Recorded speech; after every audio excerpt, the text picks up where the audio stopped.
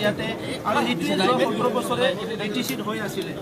ভাৰতবৰ্ষ বিশ্বৰ ভিতৰত সৰ্বশীৰ্ষ এটা গণতান্ত্ৰিক দেশ এই দেশত আজি গণতান্ত্ৰিক প্ৰক্ৰিয়াত পাব্লিক ৰিপ্ৰেজেণ্টেটিভ হৈ আহি যিসকলে এই হাউচত আহিছে সেইসকলৰ ভাইলেঞ্চ আপোনালোকে দেখিবলৈ পাইছে গতিকে এইটো অতিকৈ দুৰ্ভাগ্যজনক আৰু UPPL BJP আৰু GSP মিলি আজি যেটো আমাৰ মেজৰিটি শো কৰিছে আমাৰ গভৰ্ণমেণ্ট অলৰেডি ফৰ্ম কৰা হৈছে আৰু আমাৰ দিনত আমি তেনেকুৱা কোনো অগণতান্ত্ৰিক প্ৰক্ৰিয়া এতে হ'বলৈ নিদিও ইয়াত ৰাইজৰ চৰকাৰ হ'ব গণতন্ত্ৰ ইয়াতে সদায় থাকিব তেনেকুৱা অগণতান্ত্ৰিক শক্তিবিলাক চিৰদিনৰ কাৰণে সবে ৰাইজে মিলি প্লাই খেক কৰিব লাগিব আৰু গণতান্ত্ৰিক প্ৰক্ৰিয়াটো ইয়াতে সদায় জীয়াই ৰাখিব লাগিব আমাৰ UPPL BJP আৰু GSPৰ যেটো চৰকাৰ আমি ইয়াতে শান্তি স্থাপন কৰিম সকলো জাতি জনগোষ্ঠীক লৈ আমি আগবাঢ়িম সমমৰ্যাদা সমমৰ অধিকাৰ প্ৰদান কৰিম ভূমিৰ পৰা আদি কৰি সকলো অধিকাৰ ৰাইজক আমি প্ৰদান কৰিম আৰু দুখীয়া গৰীব শ্ৰেণীৰ মানুহক সদায় আমি নজৰত ৰাখিম আমাৰ অঞ্চলৰ যিখিনি দুখীয়া গৰীব মানুহ যি জনগোষ্ঠীৰে নহওক কিয় তেখেতৰ সমস্যাবিলাক আমি সমাধান কৰাৰ কাৰণে সবচে প্ৰায়োৰিটিত আমি কাম কৰিম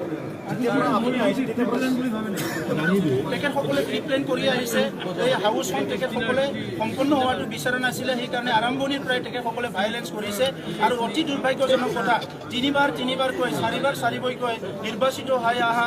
মেম্বাৰসকলে আজি যিটো কেৰেক্টাৰ ইয়াতে দেখাইছে সেইটো অতিকৈ দুৰ্ভাগ্যজনক কথা আজি যিখিনি ইয়াতে প্ৰচিডিউৰ ফলো হৈছে মহামান্য হাইকোৰ্টৰ দ্বাৰা যি এটা অৰ্ডাৰ হৈছে ইয়াৰ দ্বাৰা প্ৰচলিত হৈছে আৰু মহামান্য হাইকোৰ্টৰ দ্বাৰা যি মানে ইয়াতে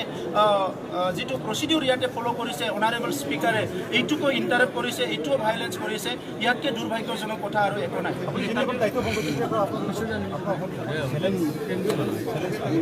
এইটো প্ৰত্যাহ্বান থাকিব অগণতান্ত্ৰিক এটা চৰকাৰ চলি আছিলে 17 বছৰে ইমানখিনি ভাইলেঞ্চ হত্যা হিংসা দুৰ্নীতি ভ্ৰষ্টাচাৰ হৈ গ'ল তেখেতসকলে এইটো কৰিবই গতিকে আমি সেইটো ফেচ কৰি পেলাই ৰাইজক তেনেকুৱা সমস্যাৰ পৰা উদ্ধাৰ কৰিম বুলি আজি নিৰ্বাচিত হৈ আহিছোঁ আজি আমাৰ সকলো আজি যিখিনি আমাৰ UPPLৰ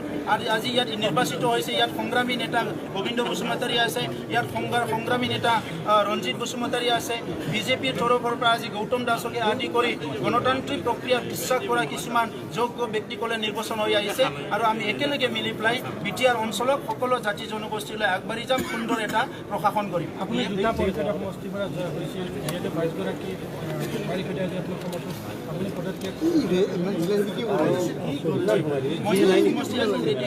কিন্তু আমাৰ কাৰণে এটা সমষ্টি দুটা সমষ্টি নহয় 40টা সমষ্টি আমাৰ সমষ্টি 40টা সমষ্টিৰ ৰাইজক আগুৱাই লৈ যোৱাটো আমাৰ দায়িত্ব আৰু কৰ্তব্য BPFৰ সময়ত যি সমষ্টিত তেখেতসকলৰ MCLA নাছিলে তাত ৰাইজক তেখেতসকলে বঞ্চিত কৰিছিলে কিন্তু আমাৰ সময়ত আমি 40টা সমষ্টিৰ ৰাইজক সমান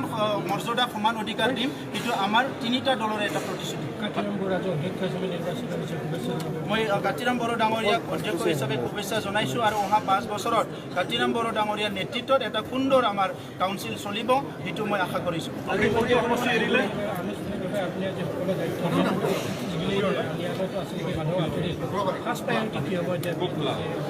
সবচেয়ে ভাল এটা নিকা আৰু স্বচ্ছ প্ৰশাসন গঢ়ি তুলিব লাগিব আমাৰ ইলেক্টেড যিখিনি কেবিনেট মেম্বাৰ আছে আমি একেলগে বহিম এই খ্ৰীষ্টমাছৰ পিছতে আমি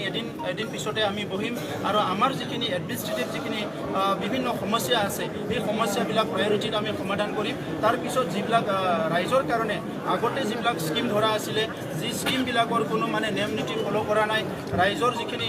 প্ৰায়োৰিটি কামবিলাক আধৰুৱা হৈ আছে এই কামবিলাক আমি চোৱা চিতা কৰিম আৰু আমি বিচাৰিম কি নিকা আৰু স্বচ্ছ প্ৰশাসন লাগে আৰু সকলো ৰাইজে যাতে এই প্ৰশাসনৰ পৰা কিবা নহয় কিবা সুবিধা পায়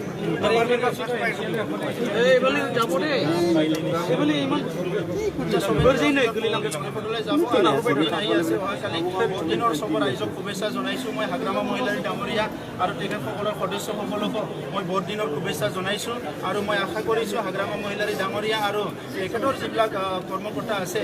তেখেতৰ যিবিলাক আজি MCLA সকল শপত লৈছে আমাৰ 5 বছৰ চৰকাৰ চলোৱাত সহায় কৰিব বুলি মই তেখেতসকলৰ পৰা আশা কৰিছোঁ সব ডিপাৰ্টমেণ্টে আজি নতুন দিগন্ত